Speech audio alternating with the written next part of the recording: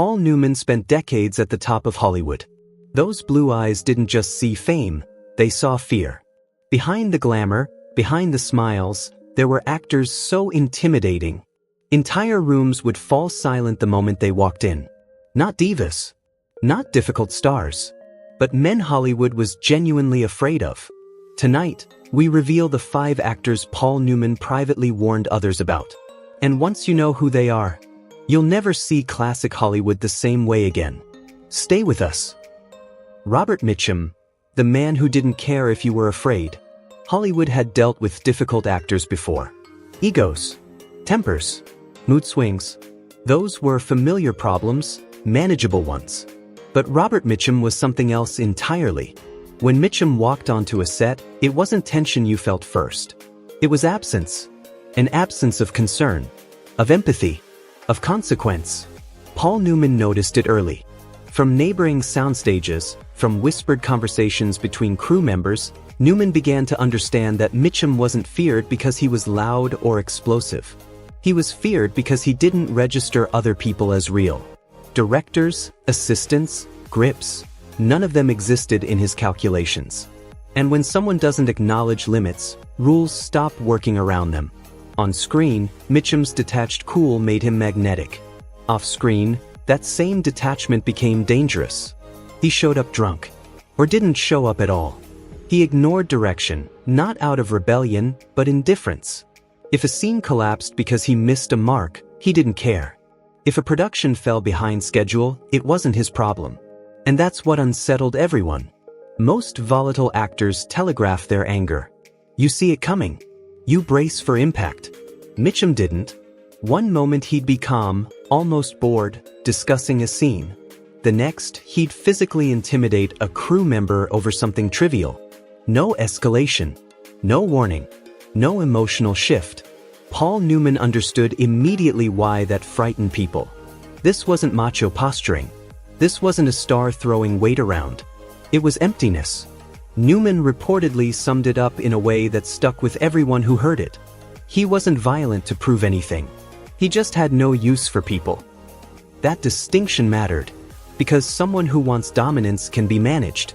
Someone who doesn't care at all cannot. Mitchum's reputation spread quietly through Hollywood, not through headlines but through avoidance. Casting directors admired his talent, and then crossed his name off their lists. Directors praised his performances, and swore never to work with him again. In an industry built on relationships, that said everything. Paul Newman watched this pattern repeat itself. Talent excused behavior. Studios tolerated chaos. Crews absorbed the damage. And Mitchum walked away untouched, drifting from set to set, leaving disruption behind him like a wake. That's why Mitchum landed on Newman's private list. Not because he was the worst man in Hollywood, but because he represented something more unsettling. What happens when brilliance is paired with total indifference? When accountability disappears? When no one matters enough to restrain behavior? For Newman, Mitchum wasn't just a cautionary tale about one actor. He was a warning about what the industry becomes when it confuses cool detachment with strength, and forgets that filmmaking, at its core, is a human collaboration. And Mitchum? He never looked back. He didn't care who was afraid. And that was exactly the problem. Wallace Beery, the smile that hid a predator. If Robert Mitchum frightened people by not caring, Wallace Beery terrified them because he cared too much about who he could control. On screen, Beery was Hollywood's lovable brute. Gruff, but almost charming in his roughness. Audiences adored him. Studios protected him. But behind the camera, the smile didn't mean warmth. It meant calculation. Paul Newman never worked with Wallace Beery directly. He didn't have to. The stories reached him anyway, passed down like warnings, not gossip. From older actors. From crew members whose voices still tightened when his name came up. The accounts were consistent, chillingly so. Beery didn't explode randomly. He selected targets. Child actors. Women. Low-level crew members with no power, no protection, and everything to lose.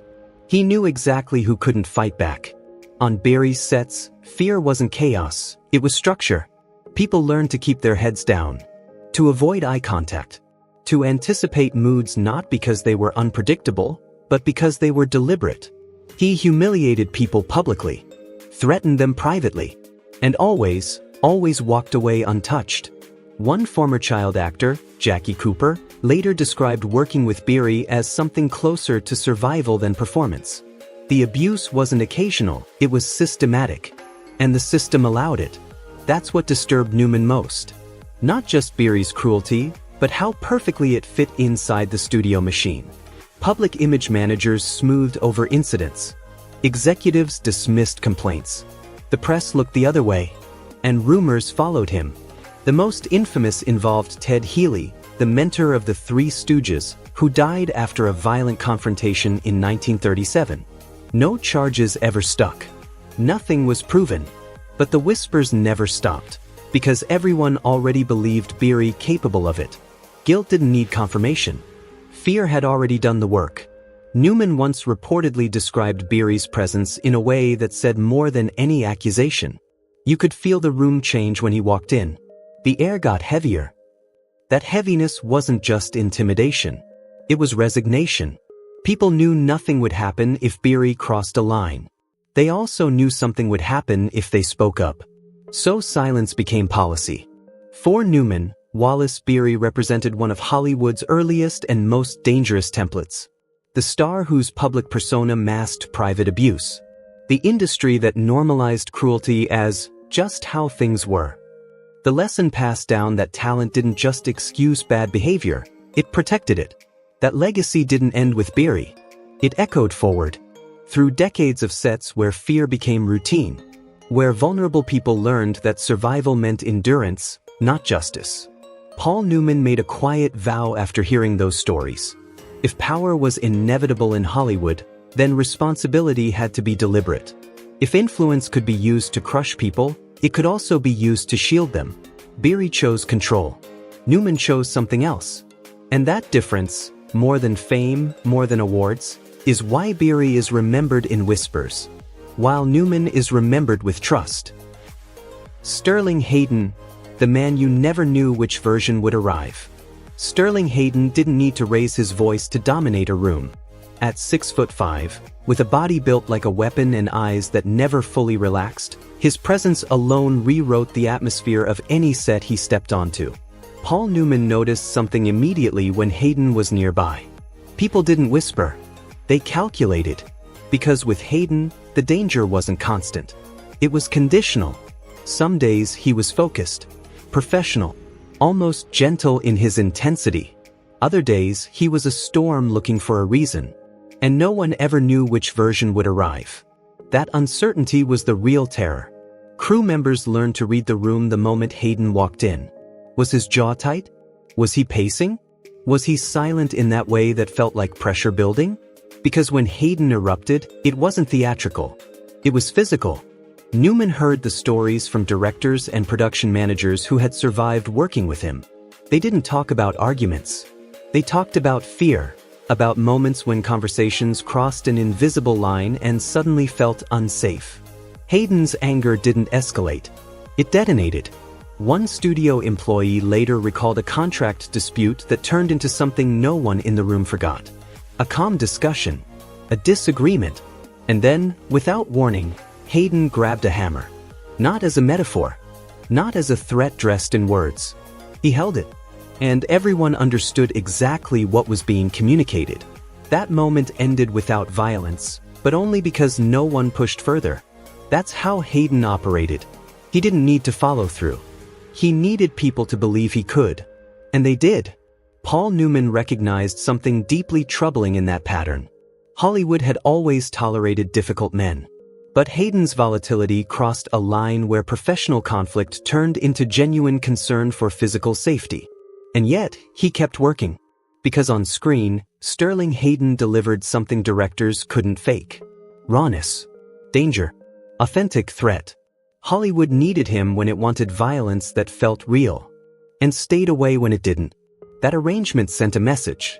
If your talent was intense enough, the industry would absorb the risk. If your presence sold tickets, fear became an acceptable side effect. Newman understood the cost of that compromise. He saw how entire crews lived in a state of hyper-awareness, bracing for shifts they couldn't control.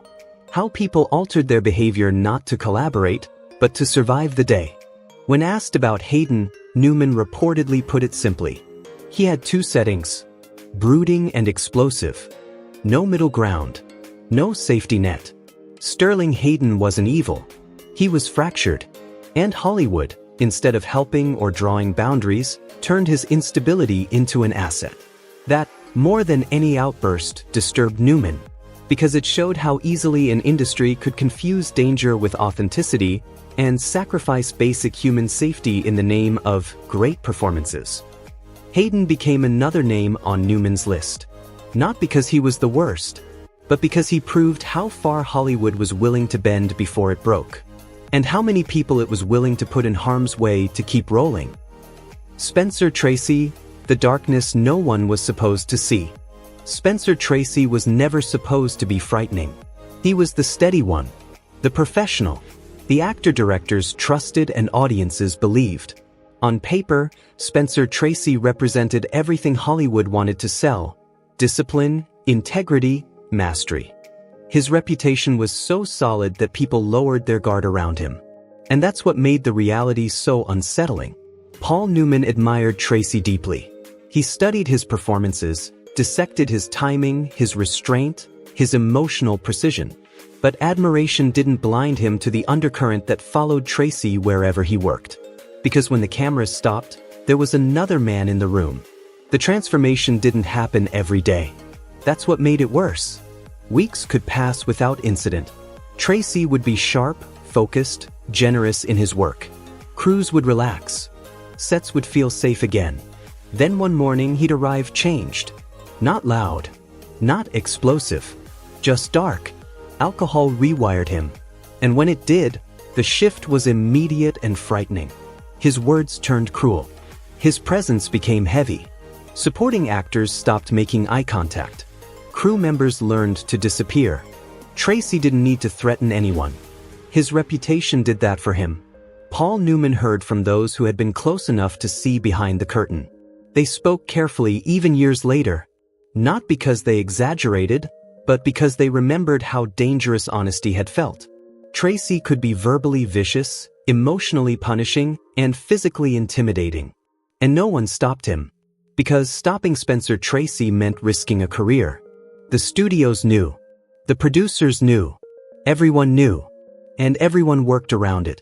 Schedules were adjusted to catch him in the mornings, when he was most stable. Specific crew members were assigned. People known for absorbing abuse quietly. Publicists polished the image while chaos was quietly contained. Hollywood didn't confront the problem. It managed it. That was the part that disturbed Newman the most. Tracy wasn't protected because he was misunderstood. He was protected because he was valuable.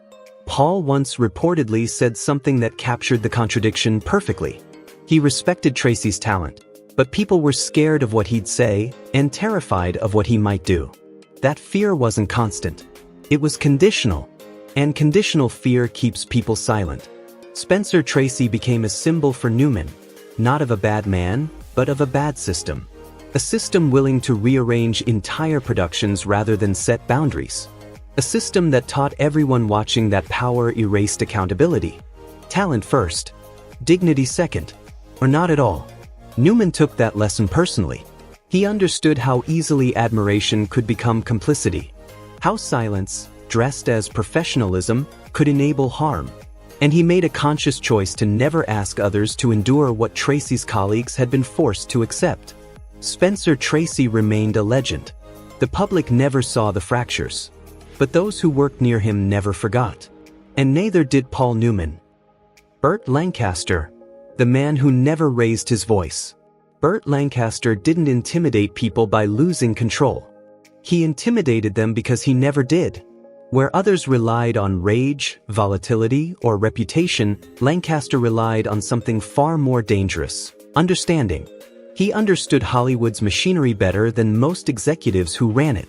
Paul Newman noticed that difference immediately. Lancaster didn't enter rooms loudly. He didn't threaten.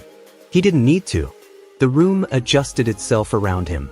Unlike actors shaped by the studio system, Lancaster arrived in Hollywood fully formed, older, physically dominant, mentally disciplined. A former circus acrobat. A war veteran. He knew how bodies moved, how pressure worked, and most importantly, how leverage was applied. He didn't guess. He calculated. On Lancaster's sets, everything ran smoothly. Too smoothly. There were no screaming matches. No public meltdowns. No obvious conflicts. And yet, writers found their scripts slowly reshaped. Directors realized their creative decisions were drifting, always, somehow, toward Burt's vision. No confrontation ever happened. That was the point. Lancaster understood exactly who held which power, who owed whom favors, and where careers could quietly be redirected with a single phone call. He never needed to threaten consequences. Everyone already knew they existed. Paul Newman once remarked that Lancaster never raised his voice because he didn't have to. The cost of crossing him was already understood. And that's what made him feared. Not in the way Mitchum was feared. Not like Hayden's volatility. Not like Tracy's hidden darkness. Lancaster was feared because he was efficient. If you opposed him, nothing dramatic happened. You just stopped getting calls. Opportunities thinned. Doors closed without explanation. And no one could prove why. That kind of power didn't create chaos. It created obedience. Newman saw how Lancaster could take control of a production without ever officially being in charge. Directors believed they were collaborating. Writers believed they were being heard. Studio heads believed compromises were mutual. And yet, Lancaster always got what he wanted. That was his genius. And his menace. Paul Newman respected Lancaster's intelligence. He admired his discipline. But he also recognized something deeply unsettling in how comfortably Lancaster manipulated systems designed to be collaborative. Fear didn't come from unpredictability. It came from inevitability. Once Lancaster decided something, resistance felt pointless. To Newman, Burt Lancaster represented the most sophisticated form of Hollywood power. The kind that didn't leave scars you could point to, only careers quietly altered and voices gradually silenced. He wasn't the loudest man in the room. He didn't need to be. He had already won before anyone realized a battle had begun. And that, in the end, was what earned him a place on Paul Newman's list. Because when power is that clean, that controlled, that unchallenged, it doesn't just frighten people. It reshapes the entire environment around it. Paul Newman, the man who refused to be feared. After watching them all, Paul Newman reached a quiet conclusion. Hollywood didn't just create stars. It created permission. Permission to intimidate. Permission to excuse cruelty as temperament. Permission to trade fear for performance. Mitchum showed what happened when consequences disappeared. Beery proved how power could be used to prey on the vulnerable. Hayden revealed how volatility could be mistaken for authenticity. Tracy embodied the danger of silence protected by reverence. Lancaster demonstrated how control could be exercised without ever leaving fingerprints. 5 men. 5 methods. One system that allowed all of it. And Paul Newman stood in the middle, watching carefully. He understood something many others missed. Power in Hollywood was inevitable.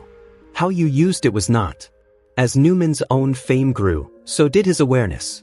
Every choice he made, how he treated a grip, how he spoke to a PA, how he handled disagreement, was a decision about what kind of industry he was helping shape.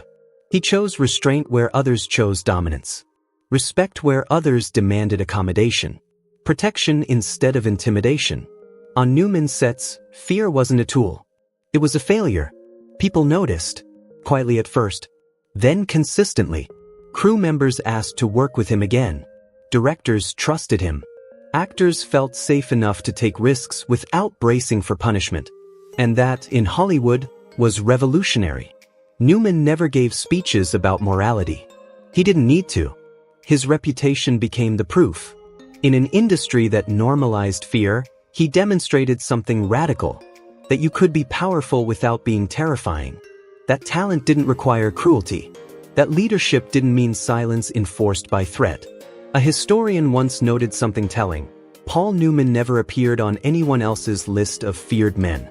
Not because he lacked power, But because he refused to use it that way, that may be his most important legacy. Not the awards, not the box office, not even the performances we still study, but the example he left behind.